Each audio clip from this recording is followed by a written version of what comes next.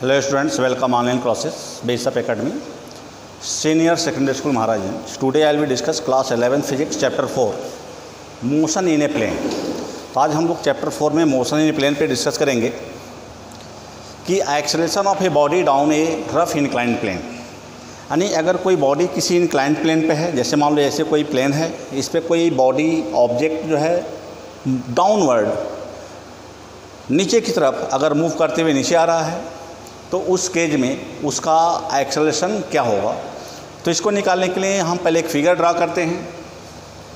जैसे मान लो ये हमारा हॉरिजॉन्टल सरफेस हो गया। An inclined plane make an angle theta to the horizontal. A block put on this inclined phase.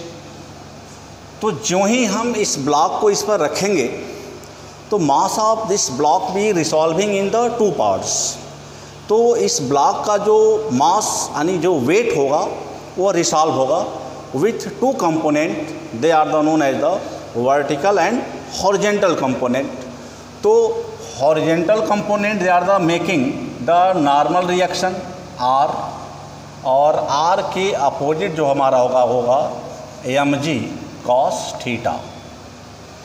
दूसरा, चूंकि अब ये ब्लॉक इंक्लाइंड प्लेन पर नीचे की तरफ आ रहा है, तो that means they are the resolving vertical component. इसका हो जाएगा mg sin theta.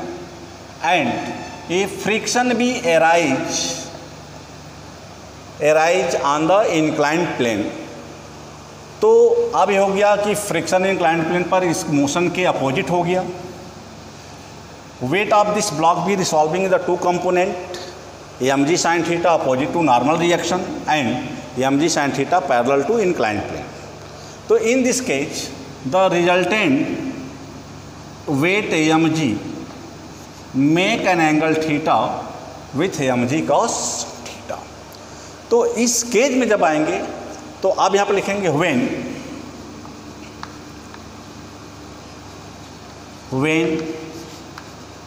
Weight of block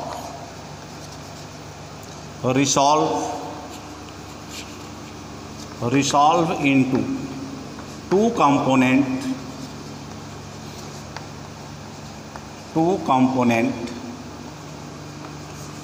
mg cos theta opposite to normal reaction and mg sin theta opposite to frictional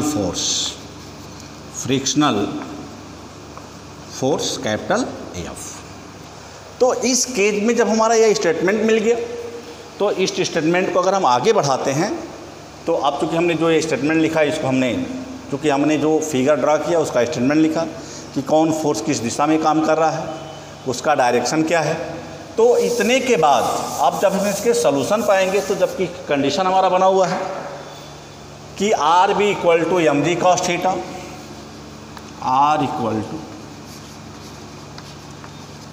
mg cos theta,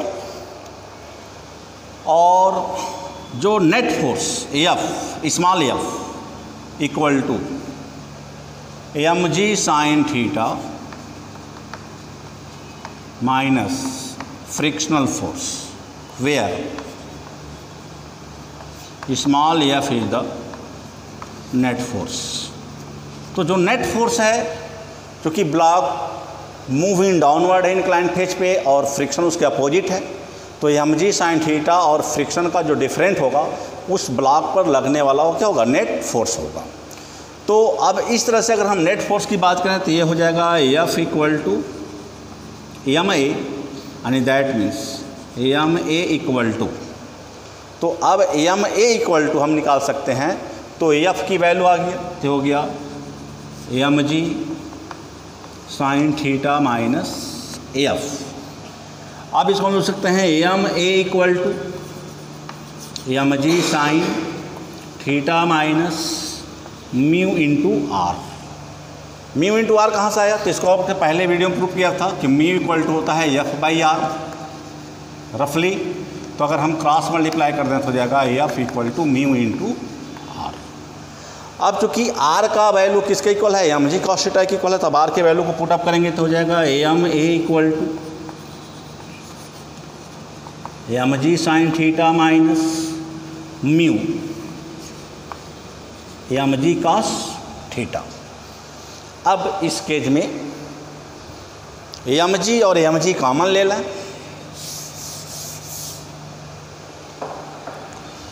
तो हो जाएगा m a equal to m g in bracket, तो m g जब common लेंगे तो क्या आ जाएगा sine theta minus mu cos theta. तो मास से मास क्या हो गया, कैंसिल हो गया, एंड दैट मीन्स एक्सेलेरेशन आ गया g in bracket sine theta minus mu cos theta. तो when a body they are the slide on a inclined horizontal surface, in this case this sliding body acceleration be equal to a equal to small g in bracket sin theta minus mu cos theta। तो ये हमारा result रहा acceleration of a body down a rough incline plane के लिए। अब इसके next term हम आते हैं, तो इसमें दिया हुआ है कि work done in moving a body over A rough horizontal surface. अब ये कह रहा है कि अगर प्लेन इंक्लाइन ना हो, प्लेन क्या हो, ऐसे हॉरिजेंटल हो, जैसे मान लो हम लोग का जो टेबल है, तो टेबल का एक प्लेन सरफेस है, तो अगर हम किसी ब्लॉक को अगर किसी टेबल के प्लेन सरफेस पर रखते हैं और वह अगर मूव कर रहा है, ऑब्जेक्ट मूव कर रहा है, तो व्हाट बी वर्क डन, तो उस केज में वर्क कितना होगा, क्योंकि वहाँ पे friction arise between the contact portion of the block body to table, क्योंकि जो बॉडी रखा गया है वह टेबल के कांटेक्ट में है, तो वहाँ पे फ्रिक्शन राइज होगा। तो after this friction this body भी वर्क डन, वह बॉडी कितना वर्क करेगा, इसके हमको फार्मूले का ओरिजिनेटिंग करना है। तो हम लोग सेकेंड पोर्शन पाते हैं।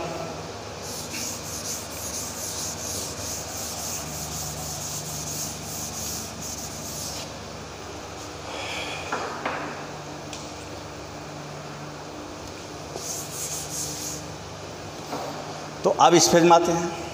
जैसे मान लीजिए एक प्लेन सरफेस है, इस पर कोई एक ब्लॉक है पी रखा हुआ है। This block we move by effort of the force P, और इसको खींचने के कारण इसका मान लो पोजीशन यहाँ से यहाँ आ गया, तो हम mid to mid, and that means this block we move a distance S.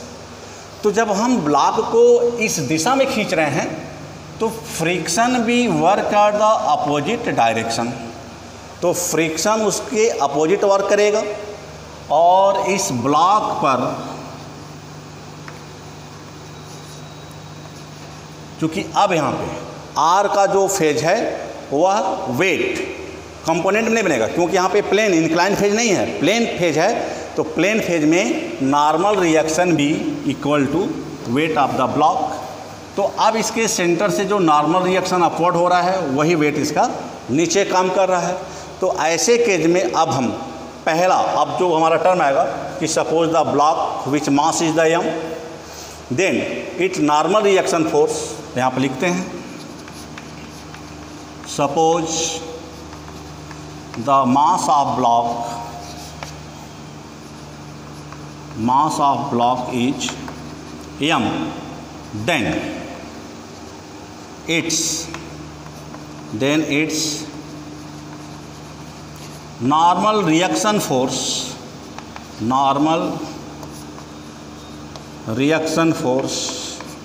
opposite to weight। तो उस ब्लॉक का जो नॉर्मल रिएक्शन फोर्स होगा वह वेट ऑफ ब्लॉक के अपोजिट होगा। तो नॉर्मल अगर अपवर्ड है तो उसका वेट क्या हो गया, नीचे की तरफ आ गया। तो पहला हमारा इक्वेशन इसमें ड्रा हो गया, R equal to m g cos theta. अब चूँकि क्वेश्चन में है कि जितना हम फोर्स लगाकर किसको खींच रहे हैं तो फ्रिक्शन भी work in opposite direction of the effort force, तो दूसरा हमारा कंडीशन हो जाएगा P equal to frictional force, यानी हमने जितना ब्लॉक को खींचने के लिए बल लगाया they are the converting in the form of the friction. और यहाँ पे कैपिटल एफ का जो सिंबल है वो फ्रिक्शन हम ले रहे हैं, इसके पहले ही बताए थे। तो जब ये दोनों इक्वल हो गए तो अब चूँकि हम को निकालना है कि इस ब्लॉक को यहाँ से यहाँ तक खींचने में कितना वर्क हुआ। तो वर्क का फॉर्मूला क्या होता है, फोर्स इनटू डिस्प्लेसमेंट। तो अब हो जाएगा work done on the block,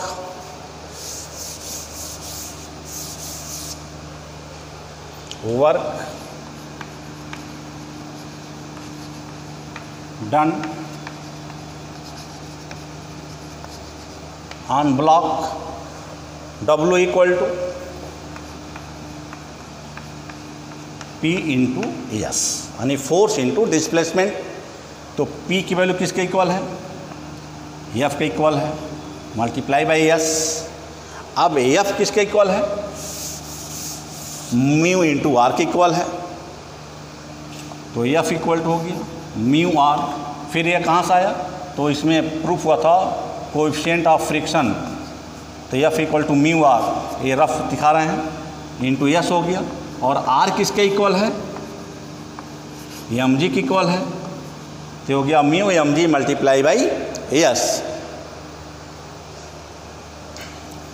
तो ये हो गया कि अगर कोई ब्लॉक अगर हॉरिजेंटल फेज में रखा हुआ है तो उस ब्लॉक को अगर हम खींच रहे हैं तो उस ब्लॉक को खींचने में कितना वर्क हुआ, तो उस वर्क का रिजल्ट आ गया W equal to mu into mg into S, where mu is the coefficient of friction.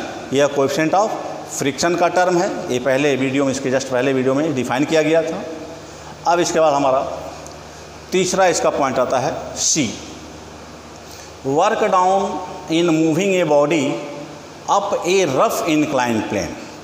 कि अगर हम किसी ब्लॉक को हॉरिजेंटल फेज में ही रखे हुए हैं लेकिन ब्लॉक को नीचे न ला करके अगर हम ऊपर की तरफ खींच रहे हैं, तो अगर किसी ब्लॉक को हम रफ इंक्लाइन प्लेन पर अगर ऊपर की तरफ खींच रहे हैं तो उस केज में कितना वर्क होता है, तो इसके लिए हम लोग टर्म को डिफाइन करेंगे।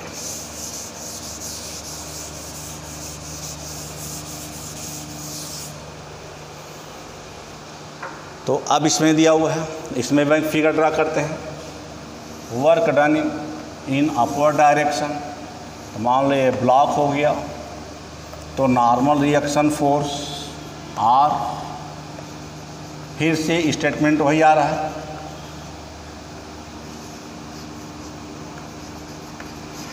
mg sine theta. तो अब यहाँ पे इस कंडीशन में क्योंकि हम इफर्ट ऊपर की तरफ लगा रहे हैं, तो इसका फ्रिक्शन क्या होगा, अप्लाई फोर्स के अपोजिट होगा, इसलिए फ्रिक्शन का डायरेक्शन और mg साइन थीटा का डायरेक्शन क्या होगा, सेम होगा। और मान लो कि incline phase making an angle theta, तो यहाँ पे जो रिजल्टेंट हमारा वेट होगा mg, तो mg और mg cos थीटा के बीच में हमारा एंगल क्या होगा, थीटा के इक्वल होगा। तो इस केज में हम रिजल्ट जब निकालेंगे तो अब यहाँ पे फिर लिखेंगे weight of block,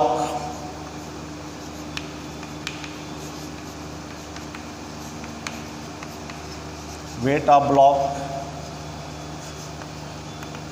resolving into two component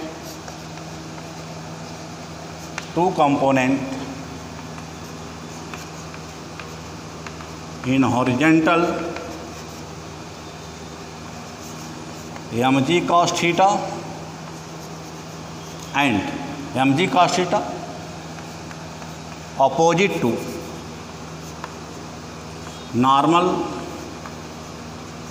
and mg sin theta is opposite to effort force P. In this case, तो mg sin theta and frictional force both are working in the same direction, दोनों का दिशा क्या है, same हो गया। तो जब इन दोनों का डायरेक्शन सेम हो गया तो पहला इक्वेशन हमारा R equal to mg cos theta ही डिफाइन होगा। क्या होगा, R equal to mg cos theta. तो अब इसमें आते हैं, तो यहाँ पर लिखते हैं R equal to mg cos theta, equation number इसको फर्स्ट कर देते हैं। और P इक्वल टू क्या हो जाएगा इसमें, mg sine theta plus frictional force, दोनों का हम इसमें क्या करेंगे, जोड़ेंगे। तो अब यहाँ पे फिर वर्क के फॉर्मूले पाते हैं। तो वर्क इक्वल टू हो गया फोर्स इंटू डिस्प्लेसमेंट, तो W equal to P into, अब मान लो कि ये ब्लॉक अगर स्लाइड करके कितना यस डिस्टेंस नीचे आ गया, तो P इंटू यस। अब P की वैल्यू क्या आ गया है, तो P की वैल्यू आ गया है mg sine theta plus F bracket close multiply by S. तो अब यहाँ पे हम तो हो जाएगा W equal to mg sine theta plus F की वैल्यू हो गया mu R multiply by S. तो हो गया W equal to mg sine theta plus mu और r की वैल्यू हो गया mg cos theta by equation first multiply by S. तो यहाँ पे W इक्वल टू, तो mg यहाँ पे हम कॉमन ले लें तो ब्रैकेट में आ जाएगा sine theta plus mu cos theta multiply by S. तो अगर कोई ऑब्जेक्ट अगर इंक्लाइंड फेज पर अगर वह ऊपर की तरफ खींच रहे हैं तो उस केज में उस ब्लॉक पर किया गया वर्क जो होगा वह mg in bracket sine theta plus mu cos theta into S के इक्वल होगा। तो that means we are solving the three relation when a block they are the move on the inclined phase, तो what we its acceleration. तो अगर हम acceleration में निकालें तभी हमारा वर्क निकल जाएगा। पहले फोर्स निकालेंगे W F equal to ma से, और फिर जब फोर्स निकल जाएगा तो ma इंटू जी कर देंगे। तो ma इंटू जो ही जी करेंगे यस करेंगे तो हमारा ये रिजल्ट आ जाएगा। तो इस तरह से हम तीन फार्मूले का इसमें डिस्कशन किया कि when a body they are the move on the inclined phase, तो what will be acceleration. When a body they are the move on the horizontal surface, what will be work done by the object, and a body they are the move on the inclined phase, then what will be work done by this block. Thank you for watching this video, and the next video we are the given some numerical related to the moving body on the inclined or horizontal phase. Thank you.